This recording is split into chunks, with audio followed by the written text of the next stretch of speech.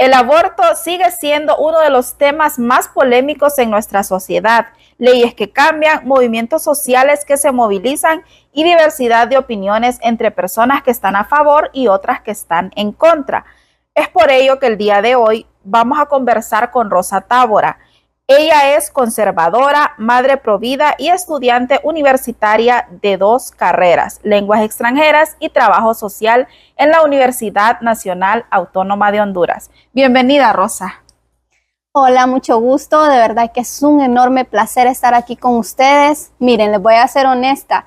Yo siempre he dicho, cuando me invitan a un debate, me encanta, porque es cuando más me preparo, investigo y todo eso, pero en realidad sí, son temas que están puestos en la mesa y ni modo, ¿verdad? Tenemos que trabajarlos, conocerlos y sobre todo debatirlos para argumentar de qué lado vamos a estar y qué es lo mejor para nuestra sociedad, así que gracias. Entrevista sobre el aborto, quiero preguntarle, ¿cuál cree usted que es el motivo principal por lo que este tema genera tanta controversia?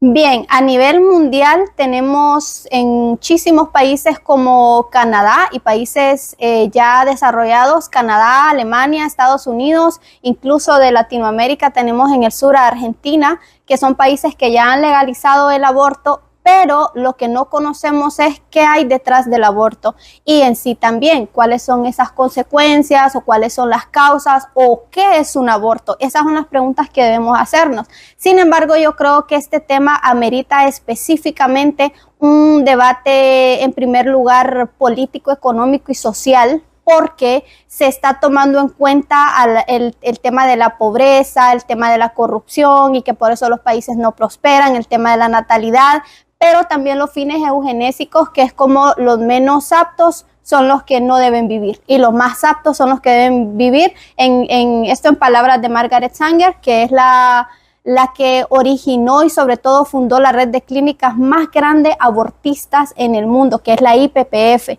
conocida como la fundación o federación de clínicas de aborto a nivel mundial, ¿verdad? La IPPF. Entonces, aparte de eso, creo que son fines políticos, estratégicos. Pero nosotros en este tema lo vamos a tratar desde todos estos puntos, incluso vamos a tomar el aspecto moral, el aspecto filosófico, porque considero que mucha gente el tema de la vida no lo ve como algo, ¡ay!, que hagan lo que quieran, pero no lo ve como algo realmente absoluto, porque la vida es un derecho absoluto. En el marco jurídico también vamos a tratar cuáles son esas leyes y cómo está operando en nuestro país y a nivel internacional. En Honduras, gracias a Dios, el aborto es legal es ilegal y está blindado y esperemos que así se mantenga, ¿verdad? Entonces por ahí va. También creo que este tema se está poniendo en la mesa por los grupos abortistas y el lobby LGTB por la Agenda 2030. La Agenda 2030, que es una agenda globalista que lo que trata de imponer en nuestros países son objetivos, que en el objetivo número 5 está hablando de ideología de género y en ideología de género, en la parte 3, en ese numeral habla del aborto, solo que se le conoce con otro nombre. Entonces eso es lo que vamos a estar hablando hoy y muchas cositas más. Bien, entonces, ¿cómo define usted el inicio de la vida y cómo esta definición influye en su postura sobre el aborto? Precisamente ese es el aspecto con el que a mí me gusta comenzar en un debate sobre este tema y es el aspecto biológico, médico, científico. ¿Qué tiene que ver la biología quitando la ideología? Porque vemos que los grupos feministas abortistas en el mundo lo que hacen es tener un discurso sentimentalista. Pero cuando hablamos de biología o de ciencia tenemos que irnos a la ciencia objetiva. ¿Y qué quiere decir la parte objetiva? No es si estamos de acuerdo o no, no es si nos gusta o no, es porque lo que la ciencia dice es objetivo y no se cambia, es así. Gracias a Dios a los avances que hemos tenido también con la ciencia. Entonces conocemos, por ejemplo, en la genética moderna a Jiwon Yuné, que el nombre es un nombre francés y él de hecho era un hombre francés, un genetista de los más, pero más actualizados, modernos que hemos tenido, y él dijo que si la vida no comienza en la fecundación, no comienza nunca. Pero aparte de eso, ¿por qué la biología nos dice que el inicio de la vida es desde la concepción? Es decir, tenemos 3 partes y esas las quiero mencionar y miren, me las sé, pero las voy a leer bien aquí para no tener problemas. Algo que dijo también Yegon Youné, el doctor genetista, es que aceptar que después de la concepción un nuevo ser humano ha empezado a existir no es cuestión de gusto o de opinión, sino una evidencia experimental. Era lo que les mencionaba. Bien, tenemos los tres estadios desde la parte biológica del ser humano en la etapa de desarrollo. Algo importante aquí que no es gradual. No soy ser humano hasta que salgo del vientre de mi madre, no soy ser humano hasta que me ven, no soy ser humano hasta que siento. Soy ser humano porque soy y existo. Entonces, desde esta cuestión biológica tenemos el cigoto, que el cigoto es una célula especial que se forma del ovocito y el espermatozoide, que la única función que tienen en la vida es de producir y reproducir a la nueva especie, al nuevo ser humano o la nueva vida, es decir, dar vida. Y esta también es el primer estadio y aparece después de la fecundación. Consiste solamente en una célula una vez que se une, por eso se llama cigoto. Y la parte del embrión, esta parte embrionaria, que la embriología es una rama de la biología y justamente lo estoy estudiando y me encanta a ustedes. Dice, la etapa del embrión abarca desde el día 1 de desarrollo embrionario, que aún se denomina cigoto, hasta la 8ª semana de gestación. Y luego tenemos el tercer estadio, que se le conoce como feto. En el feto, involucra desde la 8ª semana hasta el nacimiento, ¿verdad? En este caso, dice, hay un nivel de especialización celular más específico, se forman distintos tejidos celulares y se crean todos los órganos que empiezan a funcionar. Incluso estaba viendo que el cerebro y el hígado, los riñones son parte de este estadio. Incluso había unas características del bebé, comenzando desde sus 3 meses, cómo empieza incluso sus ojos a formarse, incluso empieza a mover su pulgarcito, o sea, cosas extraordinarias. Y quiero aprovechar a mostrarles, ustedes me la traje y voy a llorar, a mostrarles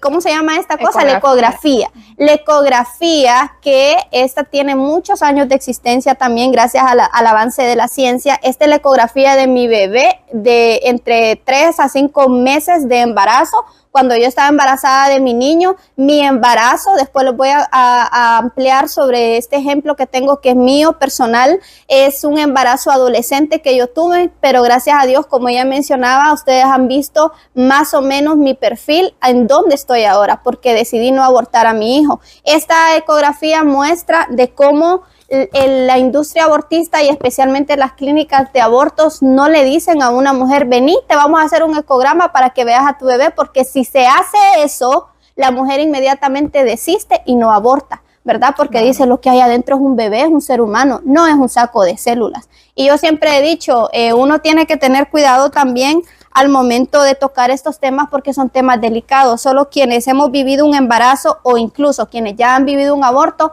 saben las consecuencias, ¿verdad? Esto desde la parte biológica, pero creo que sería el sustento más grande que yo tengo desde la parte biológica. Ya después vamos a ir tratando los otros aspectos. Las personas que defienden su postura a favor del aborto, ellos lo que dicen es que en casos de violación o en caso de que haya un problema en el feto y que la vida de la madre pueda estar en riesgo, ellos dicen que en estos casos debería de ser permitido el aborto. ¿Qué opina usted de esto? Bueno, en primer lugar, ni por violación, ni por incesto, ni por lo que sea, porque son las 3 causales que se tienen para poder meter la ley, se debe permitir. En primer lugar, porque el aborto no desviola. Un trauma no se sana con otro trauma, es decir, la violación hay que trabajarla aparte, y en todo caso quien debe pagar ese delito, o sea, violar a una mujer es un delito, debe ser el violador, no el niño, que es un inocente que está en el vientre. Y también hay casos muy excepcionales, porque el problema de los movimientos abortistas es que dicen que son exagerados los casos por violación. Eso es una gran mentira, porque realmente los casos a nivel mundial y también a nivel ya por país nacional son casos excepcionales donde sí ocurren violaciones. Claro que las hay, eso no lo vamos a obviar, sin embargo no ocurren a gran escala. Entonces es un tema que se debe trabajar aparte. Esa es la mentira más grande o el discurso para primero, como es esta causal, sí lo vamos a permitir, después la otra causal, después hasta que tenga los 9 meses un niño se puede matar. No es así. considerando que el aborto es un delito y que también es una consecuencia, considerando también que el embarazo es un estado natural de la mujer, el embarazo no es una enfermedad, por lo tanto el aborto no es un tema de salud pública. Aparte de eso, yo les mencionaba, si el aborto es una herida y si realmente hay mujeres que lo han vivido, pero tenemos casos como por ejemplo esta chica que se llama Eliana Badorrego, Liana Badorrego, que ella es mexicana. Es una chica que a los 12 años iba caminando normal por la calle, una niña, y la asaltaron, la secuestraron y después la violaron. Ella quedó embarazada. Pero cuando ella estaba en la clínica, que le empezaron a revisar y a ver por toda la situación física y trauma psicológico que estaba viviendo, le dijeron los médicos que abortara. Pero ella dijo que ella no quería abortar.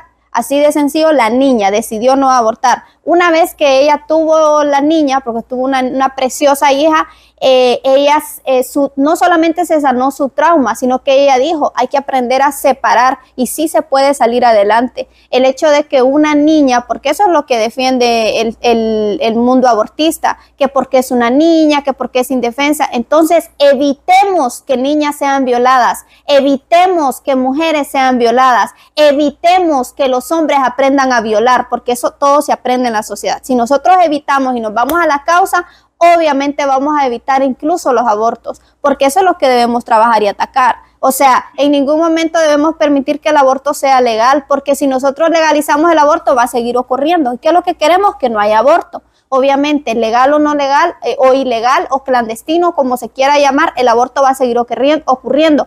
Pero tenemos casos, por ejemplo, en Chile, que en los años 80 hay un estudio que revela que este país redujo considerablemente la mortalidad materna, no por el tema de que la causa era un aborto, sino que se redujo el aborto y porque la causa de los problemas de salud materna eran, por ejemplo, los que tenemos en Honduras también, con temas de cáncer, con temas respiratorios, con temas de diabetes, que es similar en Latinoamérica, es lo que pasa en Honduras también, que actualmente son los problemas que tenemos. Entonces hay que trabajar la raíz de los problemas para reducir la mortalidad materna, para reducir los temas de salud que en realidad sí importan. Pero el aborto es una enfermedad y es una consecuencia y hay que trabajarla como tal.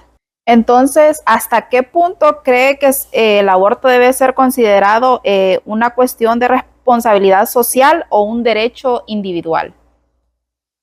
Tenemos 9 tratados internacionales y tenemos constituciones que son soberanas, independientes y libres de cada país. Por lo tanto, ninguna agenda globalista, ninguna organización internacional como la IPPF, que es la red de clínicas abortistas más grandes del mundo y más millonarias del mundo, como el Fondo Monetario Internacional, como la Asociación de Bill Gates, como la Open Society Foundation de George Soros y como todos esos organismos internacionales, incluyendo a la ONU, que es la que encabeza toda esta agenda globalista, no deben imponerse sobre nosotros porque nuestra soberanía se debe respetar realmente. En donde se debe prestar atención es a la voz de la gente. ¿Qué es lo que quiere cada país? Recordemos que en Latinoamérica son países full conservadores, 100% conservadores, ya sea católico, ya sea evangélico, pero son conservadores. Y yo sé que el tema aquí de la iglesia a muchos no les importa y muchos vienen a ofender a la iglesia, pero realmente quien está trabajando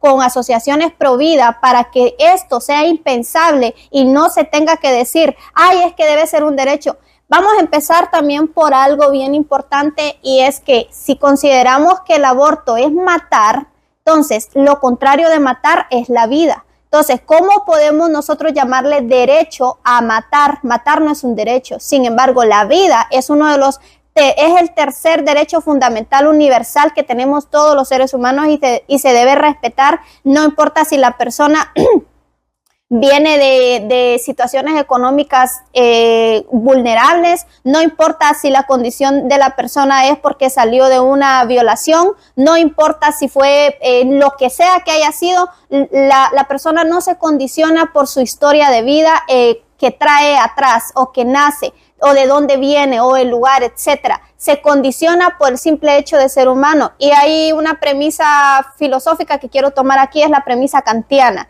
que dice, todos los seres humanos tenemos dignidad, todas las cosas tienen un precio. Cuando empezamos a cosificar al ser humano y que ya no lo vemos como un sujeto de derecho, sino como un objeto que me sirve para mis intereses, entonces empezamos a ver que los pobres, los no aptos deben morir, que las personas con discapacidad deben morir. Por ejemplo, el genetista que les mencionaba, que es Diwon Yune, fue el que diagnosticó y sobre todo descubrió e investigó el síndrome de Down, que es una de las características de las personas con discapacidad, ¿verdad?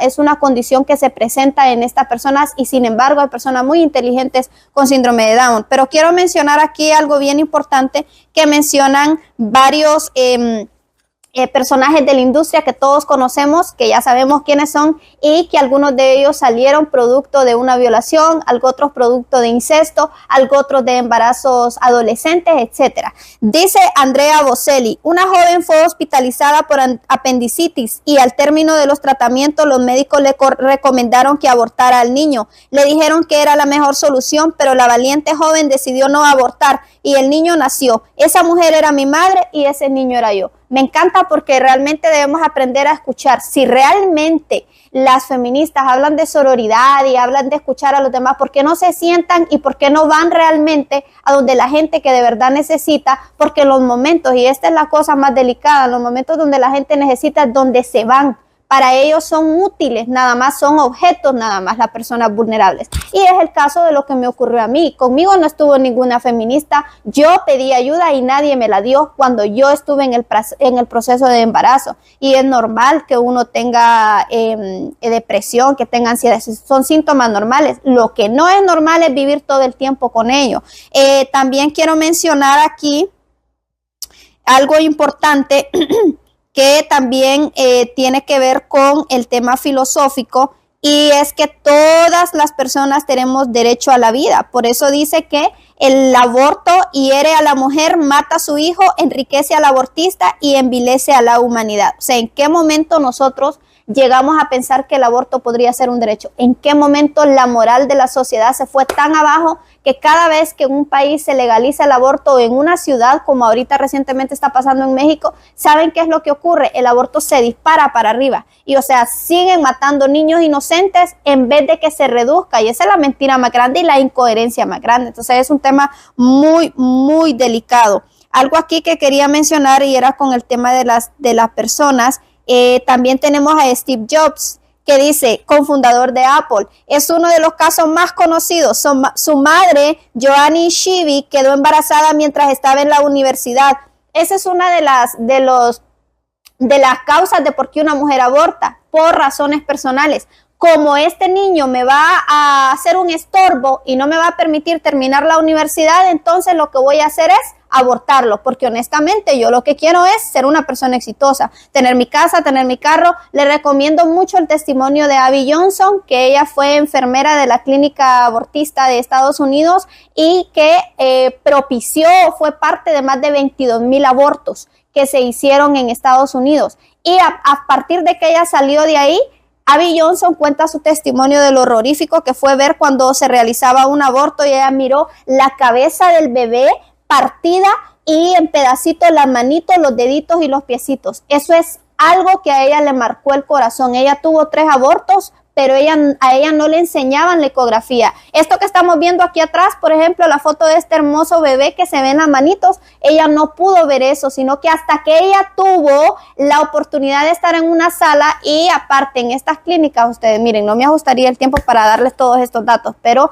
vamos a seguir hablando. En estas clínicas cada 92 segundos se realiza un aborto porque para ellos es un negocio. Esto desde el término político y económico. Cada 92 segundos está realizando un aborto y a ella la metieron en una clínica como enfermera para que fuera parte. Y cuando ella vio los pedacitos de ese bebé y el médico le dijo, tenés que ir a echarlos al basurero porque luego esos pedacitos se ocupan para traficarlos como restos humanos o para venderlos también a otras industrias que literalmente se convierten en carne para los restaurantes. Imagínense la gravedad de todo esto. Bueno, finalmente, volviendo con el tema de Steve Jobs, decidió continuar con el embarazo. Jobs fue dado en adopción a una familia en California. No existe solo la opción del aborto para las mujeres, porque es algo que ya está lamentablemente y hay que decirlo. La otra opción es la adopción y la otra opción también es que la mujer diga, bueno, yo no quiero tener a este bebé, entonces lo que voy a hacer es que una vez que no quiero que sea parte de mi vida,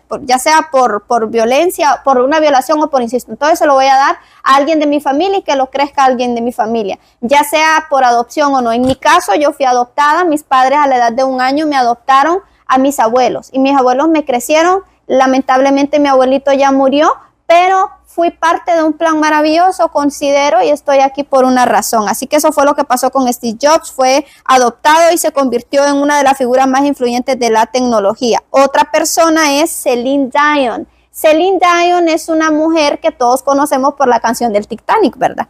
Ella estaba en una situación difícil cuando descubrió que estaba esperando a sus gemelos en 2010. Después de haber sufrido varios abortos espontáneos, Dion consideró la opción de interrumpir el embarazo. Miren la palabra interrumpir. No, interrumpir no existe. O se mata, punto.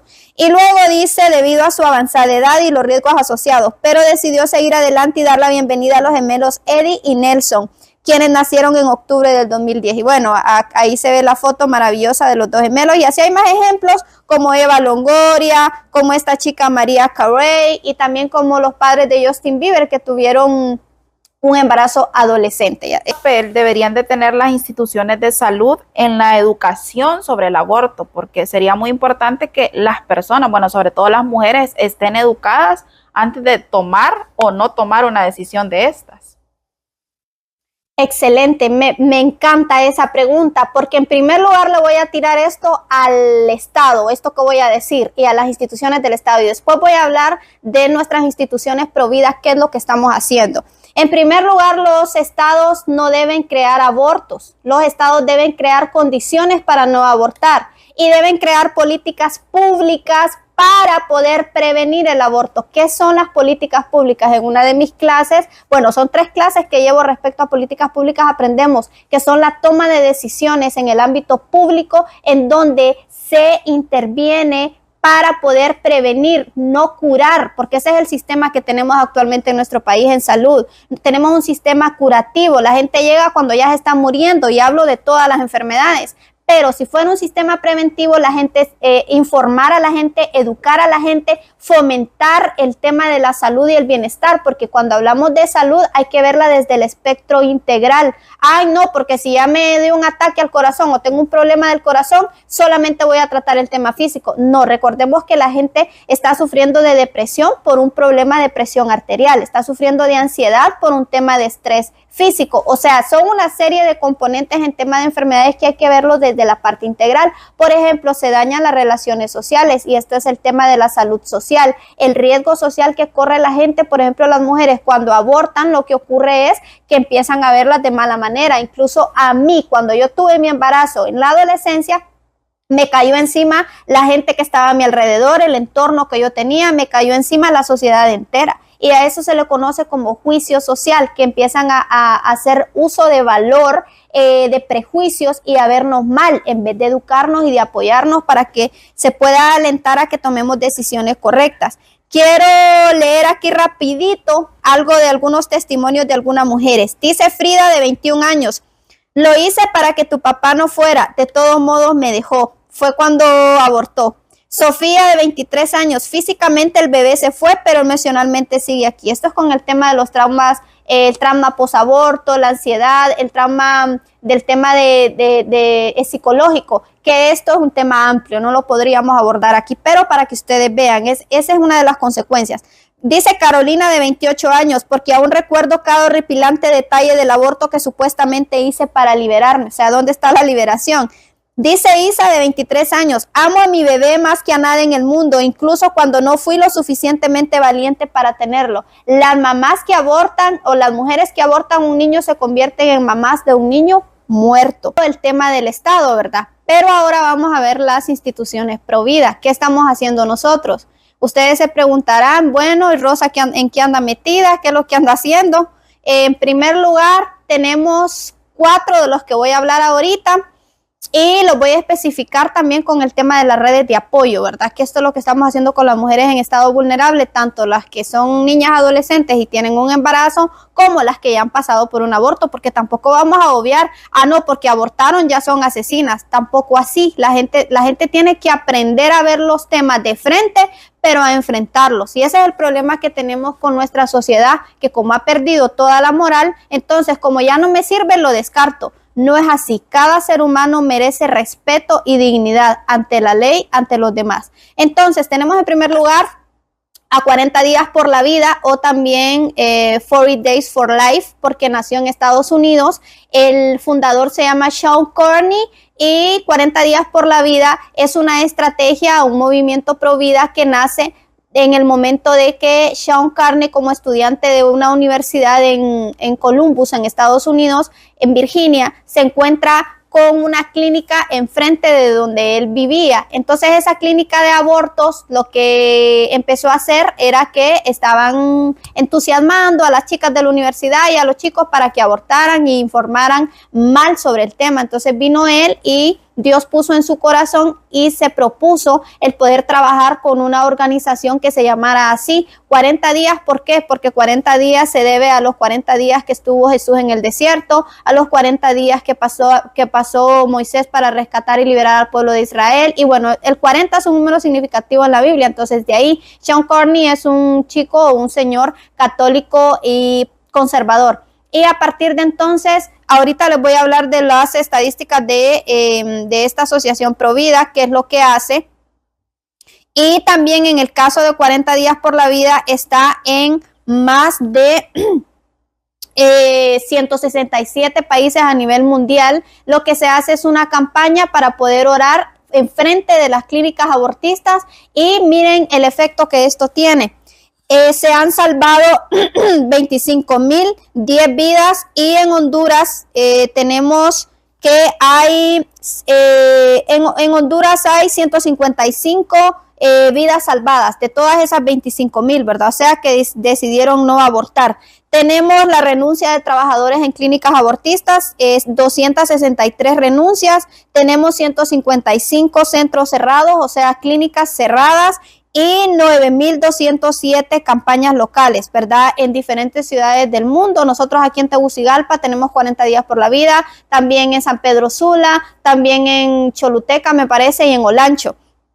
Y en Honduras se está trabajando que hay 263 renuncias de trabajadores del aborto, incluyendo a feministas, incluyendo gente que se mete al tema del aborto, y activistas también. Recuerden que en Honduras esto se está metiendo por todo lado, ¿verdad? También tenemos lugares de vigilia en Honduras, son 6, voluntarios son 1,000, vidas salvadas, las que les mencioné, y eso serían las estadísticas para 40 días por la vida de oración en ayuno. Luego tenemos el segundo, que es la Asociación Provida de Honduras, que esta asociación tiene bastantes años de estar en Honduras, y les quiero leer aquí. Dice quiénes somos. Somos una organización sin fines de lucro en defensa de la dignidad e inviolabilidad de la vida humana desde la concepción humana hasta su muerte natural. Lo que se hace es apoyar cada mes, se va a los hospitales, por ejemplo el materno infantil, por ejemplo el área de puerperio y el área de cuidados intensivos del Hospital Escuela y también del Hospital San Felipe,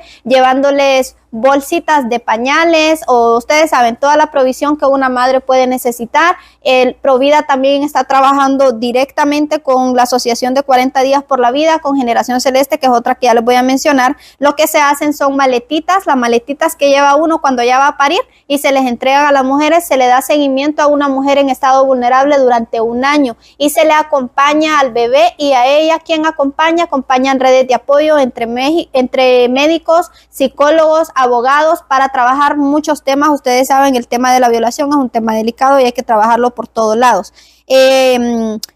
Algo importante también con respecto a otra asociación, bueno, yo les quiero enseñar una foto aquí rapidita.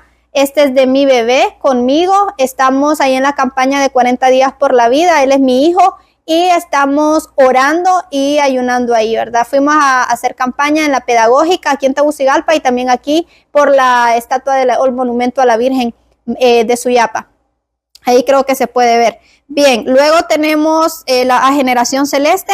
Generación Celeste también está trabajando con redes de contención social, de acción social, para poder apoyar a las mujeres. Ahí en específico el caso de una chica en Lempira que se le dio apoyo y seguimiento para poder que ella pudiera tener su bebé, pero ella dijo que no quería estudiar, lo que quería era trabajar. Entonces se le ayudó con emprendimiento, ¿verdad? Ese emprendimiento es personal y ella pudo continuar con su vida. Aparte de todo esto, tenemos estadísticas grandes donde vemos que realmente sí existe el aborto, que realmente sí hay mujeres que necesitan mucha ayuda, pero que nuestras asociaciones están dispuestas a trabajar y sobre todo a contener. Ustedes pueden encontrar las páginas de 40 días por la vida en Facebook, en Instagram, en X, también la Asociación Provida Honduras, se llama Provida de Honduras, también la pueden encontrar en la página de Facebook, y también Generación Celeste. De hecho, en Generación Celeste lo que hacemos también es formar e informar y promover esta información, que sea información correcta, sana y de fuentes confiables.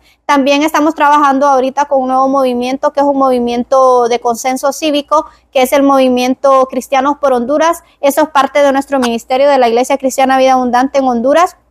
A nivel nacional tenemos sedes con muchísimas iglesias cristianas evangélicas para poder también promover el tema de la información, de formar a la gente, sobre todo que la gente se especialice, se conozca los temas para que no andemos con el tema de ideologías o adoctrinándonos en cualquier cosa, cualquier tema sin ver las causas o sin ver sus temas reales como realmente suceden en la sociedad.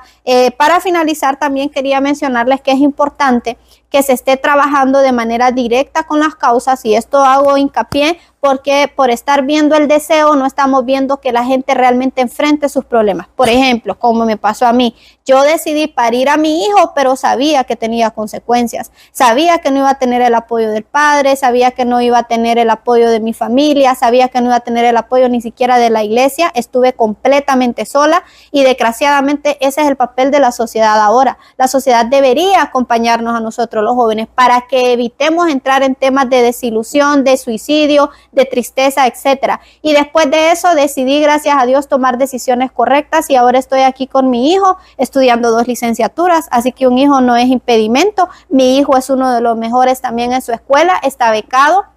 Gracias a Dios es un niño que ya habla perfectamente el inglés. ¿Por qué? Porque decidí que mis proyectos no iban a ser egoístas. También mi hijo podría ser parte, incluso él es alguien autónomo, toma sus decisiones, toma sus propias reglas y dice: estos son mis sueños, esto es lo que quiero para mi vida. De eso se trata, de que a las niñas, a nosotros, se nos vea como seres humanos y no como objetos. Y a los hijos, a los niños, a los bebés, se les vea como seres humanos autónomos, dignos en toda la extensión de la palabra.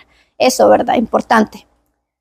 Bueno, y de esta manera hemos llegado al final, agradeciéndole, Rosa, por su tiempo, por habernos educado, por habernos puesto en contexto de este tema, que sabemos que, como lo dije al inicio, es muy polémico, pero es importante conocer el más allá y el porqué de las cosas. Gracias. Se despide de ustedes María Padilla.